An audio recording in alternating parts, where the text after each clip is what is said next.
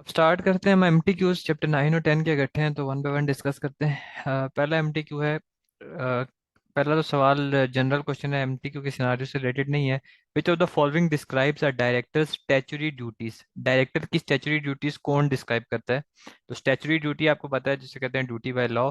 तो duties that is created by parliament, parliament जो है जो स्टैचू बनाती है उसके तहत जो ड्यूटी हैं जो कि कंपनी एक्ट्स में सारी डाली गई हैं, कंपाइल की गई हैं, वो जो है डायरेक्टर की स्टैच्यूटरी ड्यूटी होती है। ठीक है, ये जनरल क्वेश्चन था, इसका सिनारियो से कोई रिलेशन नहीं था। अब आगे करते हैं, ऊपर सिनारियो को रीड करते हैं फिर सेकंड क्वेश्चन का आंसर करते हैं। वो पूछता है कि Kaz is a director of Dull public listed company. ठीक है, काज एक बंदा है, वो डायरेक्टर है डल पब्लिक लिस्टेड कंपनी का। ठीक है, एक कंपनी है, पब्लिक लिस्टेड कंपनी है, उसका डायरेक्टर है। But she also carries out her, lady है ये, but she also carries out her own business as a wholesale supplier of specialist metals. ठीक है, तो काज जो है वो डायरेक्टर है डल पब्लिक लिस्टेड कंपनी की, लेकिन उसका अपना भी बिजनेस है जिसमें वो एज अ होल सप्लायर जो है, एक स्पेशलिस्ट मेटल है उसके होलसेल सप्लायर है। ठीक है, यानी कि डायरेक्टर भी है कंपनी की और उसका अपना बिजनेस भी है। उस बिजनेस का यानी कि उस प्राइवेट लिमिटेड कंपनी का क्या नाम है? Era limited. ठीक है, अब last year Dull public listed company entered into contract to buy large consignment of metal from Era limited. यानी कि जो डल पब्लिक लिस्टेड कंपनी है, ठीक है, उन्होंने ट्रेडिंग की किसके साथ, या जो उन्होंने कॉन्ट्रैक्ट किया एरा लिमिटेड कंपनी के साथ कि उनको मेटल चाहिए, तो उस हवाले से। ठीक है, और जो कैज है वो क्या है? वो डायरेक्टर है डेल पब्लिक लिस्टेड कंपनी की। ठीक है, और साथ साथ जो है वो ओनर है इसकी भी। ठीक है, तो देखिए कॉन्ट्रैक्ट जो हुआ है वो उसी की कंपनी ने, यानी कि डायरेक्टर ने जो उसकी अपनी जाती कंपनी है उससे साथ कॉन्ट्रैक्ट करवाया है। आप देखिएगा आगे। कैज अटेंडेड द बोर्ड मीटिंग, कैज ने बोर्ड मीटिंग को अटेंड किया है। That approved the contract at voted in favour of it. यानी कि वो बोर्ड मीटिंग, जाहिर सी बात है जब एक डिसीजन लेते हैं तो बोर्ड ऑफ डायरेक्टर्स होते हैं, तो बोर्ड ऑफ डायरेक्टर्स में कैश भी थी तो उसने इस चीज को अप्रूव किया। ठीक है, without revealing any link to with Era limited. यानी कि उसने जो है ये किसी को नहीं बताया कि ये जो है मेरा इस एरा लिमिटेड के साथ ताल्लुक है। सही है, तो अब सिनारियो आपको समझ आ गया होगा कि कैश डायरेक्टर है डेल पब्लिक लिस्टेड कंपनी की, उसकी डायरेक्टर भी है। अब लेकिन उसका जाती एक बिजनेस भी है जिसका नाम एरा लिमिटेड है। अब जो डेल पब्लिक लिस्टेड कंपनी है उन्होंने कॉन्ट्रैक्ट किया एरा लिमिटेड कंपनी के साथ। ठीक है, कैश ने जो है उस कॉन्ट्रैक्ट को अप्रूव किया, जाहिर सी बात है बोर्ड मीटिंग में one of the board of directors वो थी, उसने अपने अपनी जाती कंपनी थी छुपा के, आखिर में उन्होंने ये बताया हुआ भी है कि उसने छुपा के जो है ना वो उसकी फेवर, उसने फेवर में वोट किया और ये छुपाए रखा कि वो मेरा ही बिजनेस है। ठीक है, अब हम देखते हैं कि उसने क्या ड्यूटी ब्रीच किया। ठीक है, तो सीधी सीधी जो है मतलब एक जनरल जो हमने पढ़ा है कॉन्सेप्ट लिया है, उससे आपको अंदाजा हो जाना चाहिए कि जो उसने इंटरेस्ट जो था वो डिक्लेयर नहीं किया। यानी कि उसका इस ट्रांजेक्शन में इंटरेस्ट था ना, जो ट्रांजेक्शन होने जा रही थी, ठीक है, जो भी ट्रांजेक्शन थी उसमें उसने अपना इंटरेस्ट जो है वो डिक्लेयर नहीं किया। इंटरेस्ट यानी कि उसका लिंक जो था, लिंक क्या था? उसको बताना चाहिए था कि ये जो कंपनी है, ये जो बिजनेस है जिसका साथ आप ये कॉन्ट्रैक्ट होने वाला है वो मेरा ही बिजनेस है। तो लास्ट टू तो ऑटोमेटिक जो है ना आपके ब्रीच में आएंगे। ठीक है, लास्ट टू जो है वो ऑटोमेटिक ब्रीच में आएंगे। सही है, बाकी duty to exercise independent judgement जो है वो तो ये होता है ना कि शेयर होल्डर्स के प्रेशर से हट के अपनी जजमेंट को एक्सरसाइज करना। तो यहाँ पर तो शेयर होल्डर का प्रेशर और उस सवाल से तो कोई ताल्लुक है नहीं ना, कोई सिनारियो तो नहीं बताया हुआ कि शेयर होल्डर्स जो है वो प्रेशर डाल रहे हैं कि हम तुम्हें रिमूव कर देंगे तो तुम हमारी बात सुनो, तो ऐसी चीज तो कोई है नहीं। तो duty to exercise independent judgement तो ब्रीच नहीं हुई। Duty to promote the success of the company में ब्रीच नहीं हुई। ठीक है, वो अगर वो अपने बिजनेस का तो उसका कॉन्ट्रैक्ट चल रहा भी है तो इसका ये मतलब तो नहीं है ना कि जो कंपनी है वो अनसक्सेसफुल हो जाएगी। कॉन्ट्रैक्ट ये है कि उसने फेवर उठाया, उसने इस चीज का जो है कि उसका अपना बिजनेस है, वो जिस कंपनी की डायरेक्टर थी उसी के साथ कॉन्ट्रैक्ट डील हो गया। ठीक है, तो उसको बेनिफिट तो हो रहा है, कैश को तो हो रहा है ऑब्वियसली, लेकिन जिस कंपनी है उसको कोई नुकसान तो नहीं हो रहा ना, उन्होंने तो जैसे कॉन्ट्रैक्ट किया है। तो कंपनी की सक्सेस को प्रमोट करने वाली ड्यूटी यहाँ पर ब्रीच नहीं हुई। ड्यूटी कौन सी ब्रीच हुई है कि जो उसको अपना इंटरेस्ट जो है, जो ट्रांजेक्शन थी, ठीक है, दोनों में एक ही बात है, इंटरेस्ट डिक्लेयर, और ये जो प्रपोज ट्रांजेक्शन है यानी कि जो ट्रांजेक्शन प्रपोज अभी हो रही थी जिसका काम चल रहा था, ठीक है, ये जो एग्जिस्टिंग ट्रांजेक्शन है उसमें इंटरेस्ट को डिक्लेयर करना चाहिए, जो कि उसने नहीं किया। तो लास्ट टू ड्यूटीज जो है उसने ब्रीच की हैं, फर्स्ट टू नहीं की। अब मूव करते हैं अगले एमटीक्यू पे। आप इसमें वो क्या पूछता है, विच of the following describes directors express authority. तो इसका जो है वो कोई ताल्लुक नहीं है इस चीज़ से, सिनारियो से। तो मैं वैसे डायरेक्टली आपको बताता हूँ, एक्सप्रेस अथॉरिटी आपको पता है डायरेक्टर की क्या होती है, वो अथॉरिटी जो कि डायरेक्टर को बोर्ड ऑफ डायरेक्टर्स ने दी होती है, ठीक है। बोर्ड ऑफ डायरेक्टर्स जो अथॉरिटी डायरेक्टर को देते हैं वो डायरेक्टर की एक्सप्रेस अथॉरिटी होती है। सिंपल सा क्वेश्चन है, हमने डिस्कस किया था। अब ऊपर सिनारियो को रीड करते हैं। Cash limited is a small private company. Cash limited जो है एलटीडी है, तो आपको पता चल जाएगा प्राइवेट कंपनी है। Although there are 3 members of its board of directors, 3 members हैं बोर्ड ऑफ डायरेक्टर्स में। Actual day to day running of the business is left to one of them. लेकिन जो बिजनेस चलाता है, यानी कि ऑपरेशनल, जो बेसिकली आप कह सकते हैं डायरेक्टर है, वो एक ही बंदा, ठीक है, जो कि है Lane. Who simply reports back to the board on the business he has transacted. वो क्या करता है, सारे डे टू डे बिजनेस वही चलाता है, कॉन्ट्रैक्ट वगैरह वो करता है, और सीधा बोर्ड को बस बता देता है कि यार ये ट्रांजेक्शन मैंने की है, ठीक है। Lane refers to himself as chief executive officer of Cash Limited. वो अपने आप का जब इंट्रोडक्शन कराता है तो वो क्या कराता है कि सीईओ हूं मैं कैश लिमिटेड का, ठीक है। अपने आप को ऐसे रेफर करता है लोगों को कि I am CEO of Cash limited, chief executive officer, ठीक है। Although he has never been officially appointed as such, however उसको एक्सप्रेस कोई इस चीज की अथॉरिटी नहीं है, ऑफिशियली उसकी अपॉइंटमेंट नहीं हुई हुई एज एन एमडी या सीईओ, ठीक है। अब वो कहता है कि 6 months ago Len entered into contract on Cash Limited behalf with Mo to produce some advertising material for the company। अब लेन ने जो है 6 महीने पहले कोई कॉन्ट्रैक्ट किया एक मो है उसके साथ, ठीक है।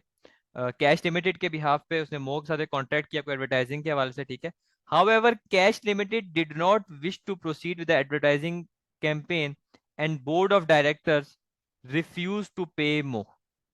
अब हुआ ये कि 6 महीने पहले लेन ने कॉन्ट्रैक्ट किया मो एक बंदे के साथ एडवर्टाइजिंग के हवाले से, ठीक है, एडवर्टाइजिंग कैंपेन के हवाले से। अब उस बंदे ने अपने एडवर्टाइजमेंट वाला काम कर दिया, लेकिन जो कैश लिमिटेड थी, यानी कि कंपनी थी, यानी कि बोर्ड ऑफ डायरेक्टर्स थे, उन्होंने जो है कहा कि यार हम जो इस एडवर्टाइजिंग कैंपेन है इसकी तरफ प्रोसीड नहीं करेंगे, ठीक है। और उसने रिफ्यूज कर दिया कि मो को पेमेंट, हम बोर्ड ऑफ डायरेक्टर्स ने कहा कि हम मो को पेमेंट नहीं करेंगे, claiming that Len did not have necessary authority to enter into contract with them. ये उन्होंने क्लेम किया कि लैन जो है वो तो एमडी सीईओ अपॉइंट हुआ ही नहीं था, उसके साथ कॉन्ट्रैक्ट क्यों किया मो ने, ठीक है, कोई उसकी अथॉरिटी थी ही नहीं। तो अब ये केस होपफुली आपको समझ आ गया होगा, ठीक है।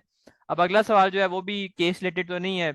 विच of the following describes the extent of chief executive officers implied authority. ये चीफ सीईओ की इम्प्लाइड अथॉरिटी क्या होती है, तो मैंने क्लास में भी आपको बताया था कि सीईओ की इम्प्लाइड अथॉरिटी होती है कि वो कंपनी, इम्प्लाइड अथॉरिटी का मतलब ये होता है कि उसकी पोजीशन से क्या इम्प्लाई हो रहा है, तो उसकी पोजीशन से ये इम्प्लाई हो रहा है सीईओ की कि वो कंपनी का किसी भी किस्म का जो है एडमिनिस्ट्रेटिव या कमर्शियल कॉन्ट्रैक्ट कर सकता है, ठीक है। क्योंकि सीईओ है ना, मैनेजिंग डायरेक्टर, तो उसकी पोजीशन से तो ये इम्प्लाई हो रहा है कि उसके पास ये अथॉरिटी होगी, ये उसकी इम्प्लाइड अथॉरिटी है। खैर, अब केस रिलेटेड हम चीज पढ़ते हैं। वो कहता है कि is Mo entitled to payment from Cash limited in respect of the contract entered into by Len and why. क्या मो को पैसे मिलने चाहिए, बोर्ड ऑफ डायरेक्टर्स ने जो रिफ्यूज किए, क्या मो को मिलने चाहिए, और अगर मिलने चाहिए तो क्यों मिलने चाहिए, ठीक है। देखें, बहुत ही सिंपल सी चीज है। इस किस्म की जो इम्प्लाइड, एक्सप्रेस, अपेरेंट, ये चीजें हमने एजेंसी में भी डिस्कस की थी, ठीक है। देखिए, मो जो है उसको तो नहीं पता ना कि लेन जो है उसकी क्या पोजीशन है कंपनी में, क्योंकि लेन अपने आप को क्या रेफर करता है, वो लेन अपने आप को कहता है कि जी मैं सीईओ हूँ। तो अगर वो मो से कहते, मो से उसने यही अपने आप को, उसने भी यही रेफर किया होगा कि यार मैं सीईओ हूँ, तो मो ने तो ये इम्प्लाई की है ना, मो ने मो की तर- मो मो ने तो ये इम्प्लाई किया होगा कि यार इस बंदे की एम्प्लाइड अथॉरिटी है, या पेरेंट पेरेंट अथॉरिटी तो थोड़ा डिफरेंट हो जाता है, लेकिन एम्प्लाइड अथॉरिटी का ये मतलब होता है कि उसकी पोजीशन से ये चीज पता चल रही होती है कि यार अगर ये सीईओ है तो उसके पास ये अथॉरिटी होगी। तो लेन जो है बेसिकली उसने भी यही बेसिकली सोचा होगा, ठीक है, सॉरी मो, क्योंकि लेन अपने आप को सीईओ ही बोलता था, ठीक है, तो उसने तो उस चीज पे रिलाई करते हुए उसने उसका कॉन्ट्रैक्ट किया, तो बिल्कुल उसको पेमेंट मिलनी चाहिए। क्यों? क्योंकि मो इज इंटाइटल्ड टू एज्यूम कि मो ये एजम्पशन ले सकता है कि लेन की इम्प्लाइड अथॉरिटी है to enter into the contract, कि उसकी कॉन्ट्रैक्ट में को करने की अथॉरिटी है, सिंपल। देखिए, अगर मैं जो है एक बंदा हूँ, मैं कंपनी में एक डायरेक्टर हूँ, लेकिन मैं बाहर वाले लोगों से कहता हूँ कि मैं सीईओ हूँ, ठीक है। तो बाहर वाला बंदा के मेरे साथ कॉन्ट्रैक्ट करता है, तो क्योंकि मैं कंपनी का डायरेक्टर हूँ और मैं डे टू डे बिजनेस भी चला रहा हूँ जैसे लेंस चलाता है, तो वो तो यही एज्यूम करेगा ना कि डे टू डे बिजनेस भी चला रहा है, ऑपरेशंस को डील कर रहा है, तो ये मैनेजिंग डायरेक्टर होगा। तो उसने अगर कॉन्ट्रैक्ट कर दिया तो बाद में बोर्ड ऑफ डायरेक्टर रिफ्यूज नहीं कर सकते। क्यों? क्योंकि मो के पास अथॉरिटी है, ठीक है। मो मो के पास अथॉरिटी तो नहीं है, हर मो ये एज्यूम कर सकता है कि लैन के पास इम्प्लाइड अथॉरिटी थी कॉन्ट्रैक्ट में जाने के लिए। सही है।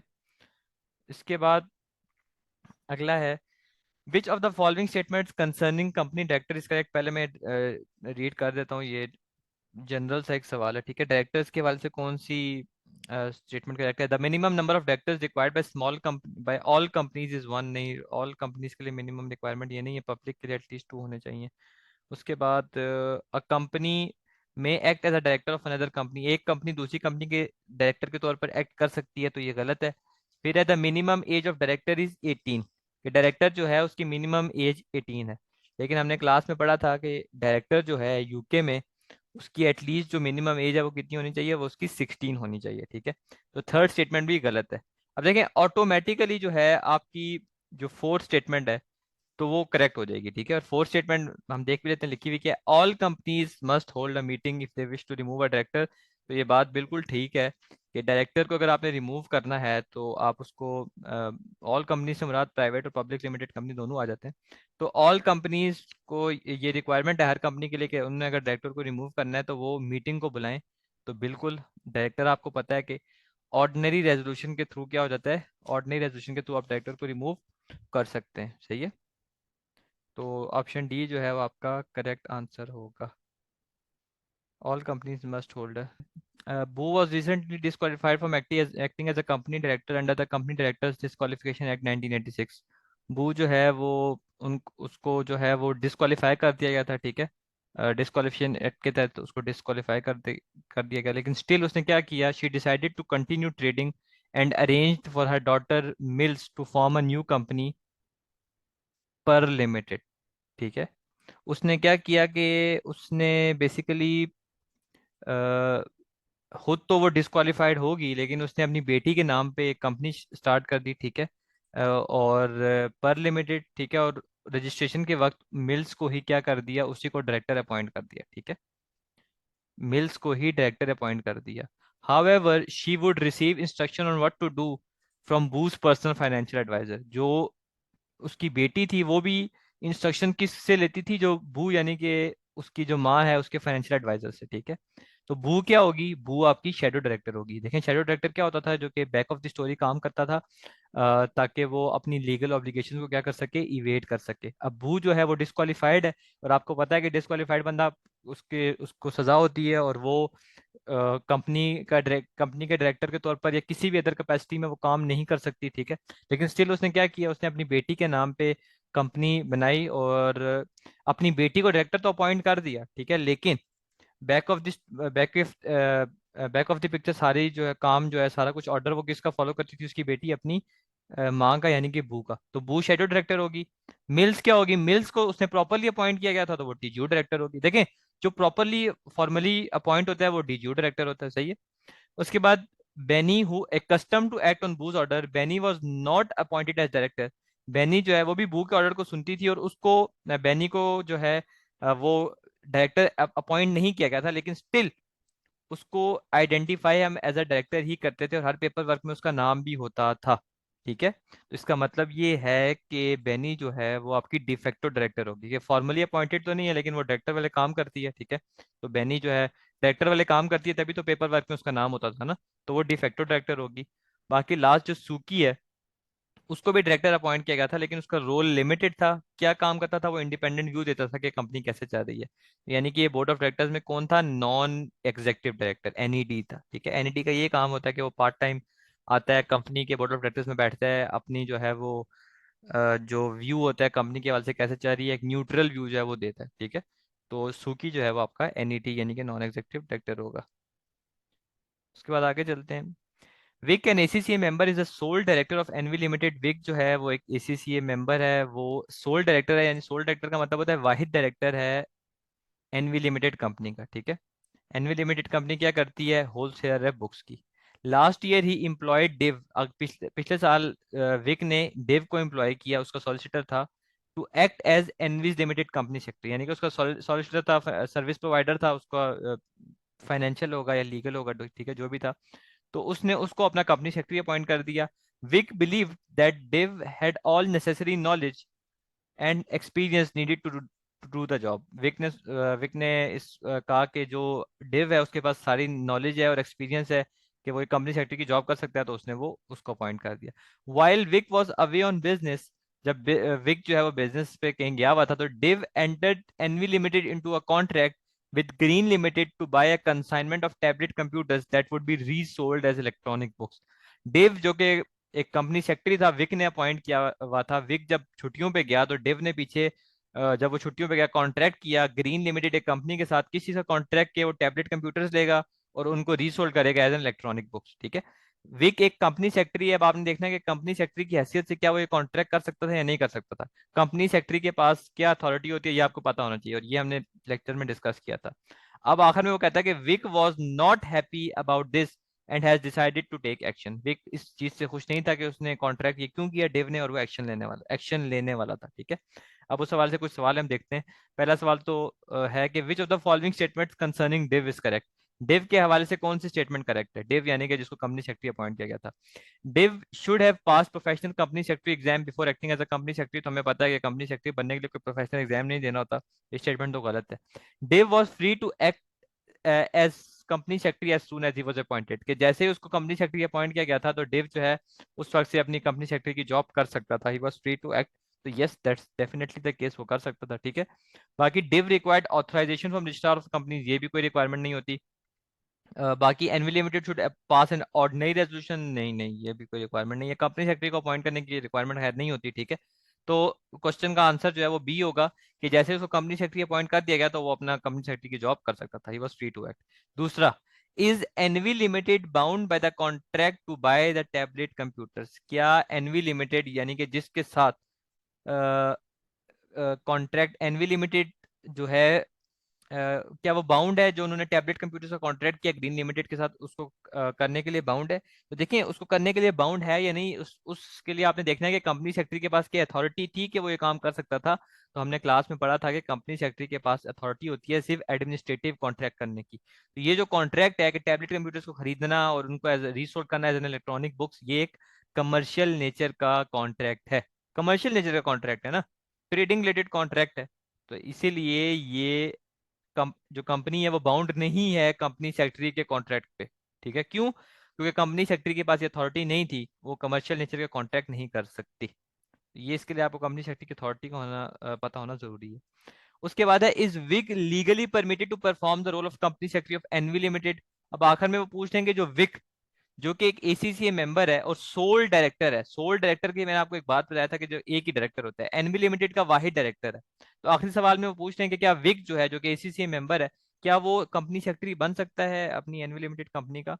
पहला ऑप्शन है yes, Vic is ACCA qualified and therefore may act as a company secretary. तो देखें सोल डायरेक्टर जो होता है कंपनी का वाहिद डायरेक्टर होता है, मैंने आपको क्लास में बताया था कि वो कभी भी कंपनी सेक्रेटरी अपॉइंट नहीं हो सकता। तो इसका सिंपल ऑप्शन होगा no, a sole trader may not act as a company secretary. Simple. ठीक है, जो सोल डायरेक्टर जो है may not act as a company secretary. जो सोल डायरेक्टर है वो कंपनी सेक्रेटरी की जॉब नहीं कर सकता।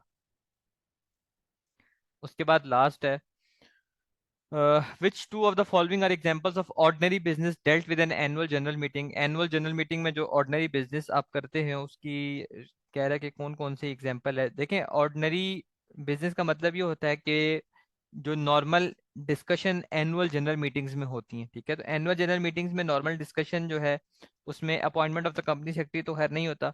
हाँ, ऑडिटर्स की रेमुनरेशन के हवाले से कि ऑडिटर्स को जो पैसे देने और शेयर होल्डर्स के dividend, paying share holder dividend तो खैर नहीं होता था, डिक्लेयरिंग का होता था कि डिविडेंड्स डिक्लेयर करने, तो पेइंग तो नहीं है, तो ये नहीं होगा। कंसीडरिंग द डायरेक्टर्स रिपोर्ट, हाँ डायरेक्टर्स ने जो रिपोर्ट कंपनी के हवाले से दी है उस हवाले से डिस्कशन करना। ठीक है, यस ये एजीएम का नॉर्मल बिजनेस हो सकता है। ठीक है, तो एजीएम में जो है ऑर्डिनरी बिजनेस जो डिस्कशन उनकी डिस्कशन होती है वो ये होती है कि डायरेक्टर ने ऑडिटर ने कोई रिपोर्ट दी है, ठीक है, उस हवाले से या कंपनी अकाउंट्स के हवाले से कोई चीज़ हो, डायरेक्टर को इलेक्ट करना हो, अपॉइंट करना हो ऑडिटर को, और ऑडिटर की रेमुनरेशन को फिक्स करना, डिविडेंड्स को डिक्लेयर करना इसका एजेंडा होता है। ठीक है, और नॉट पेइंग ऑफ डिविडेंड्स तो नहीं होता, लेकिन डिविडेंड्स को डिक्लेयर करना इसका एजेंडा होता है। ठीक है, बाकी appointment of the company secretary तो आपको पता है कि कंपनी सेक्रेटरी को अपॉइंट जो है वो डायरेक्टर्स करते हैं, तो वो डायरेक्टर्स मीटिंग में डिस्कस होता है, तो यहाँ पर एजीएम में नहीं होता। सही है, तो ऑप्शन बी बी और डी जो है वो इसके करेक्ट ऑप्शन होंगे।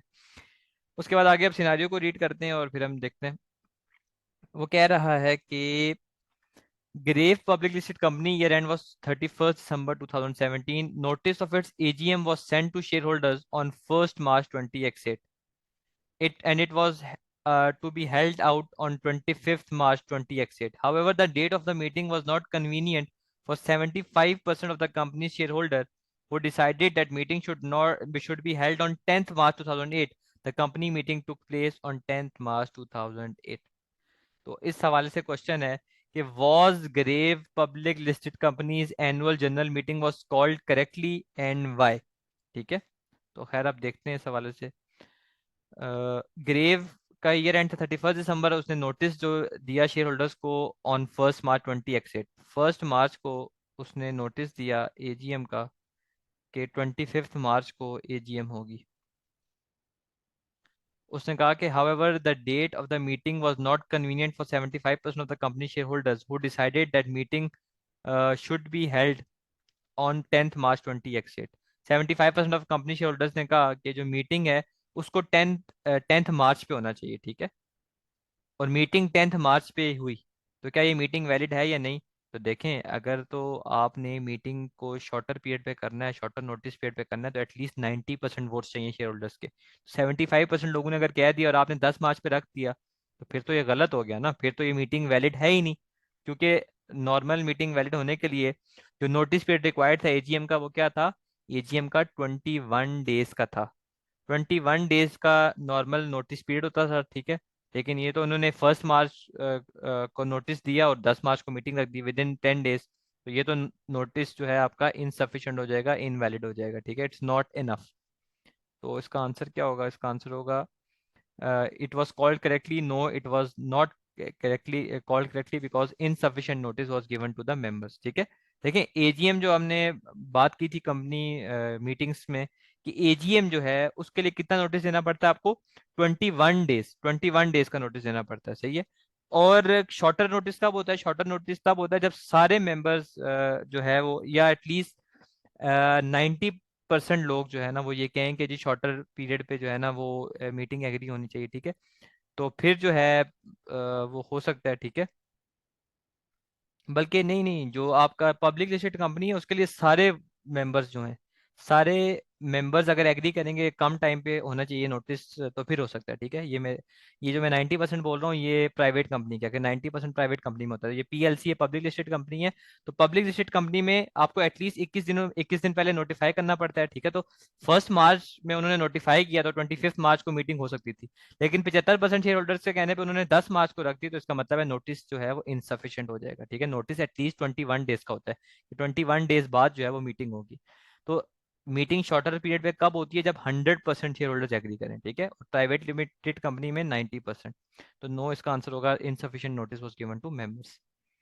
उसके बाद लास्ट है, are the directors of Grave limited required to hold a general meeting as requested by the auditors and why? क्या ऑडिटर्स के कहने पे जनरल मीटिंग रखी जा सकती है? तो यस, ऑडिटर्स के कहने पे जनरल मीटिंग रखी जा सकती है। हमने ऑडिटर्स के रिमूवल में पढ़ा था कि ऑडिटर्स जो है वो रिक्वेस्ट कर सकते हैं मीटिंग, और वो मीटिंग में जो है अपनी डिपार्चर के अराउंड जो भी सर्कमस्टांसिस हैं वो बता सकते हैं, या अगर उन्होंने रिजाइन किया रेजिग्नेशन के हवाले से, तो बिल्कुल यस इसका आंसर होगा, auditors have authority in law to request a general meeting to hear circumstances behind the resignation.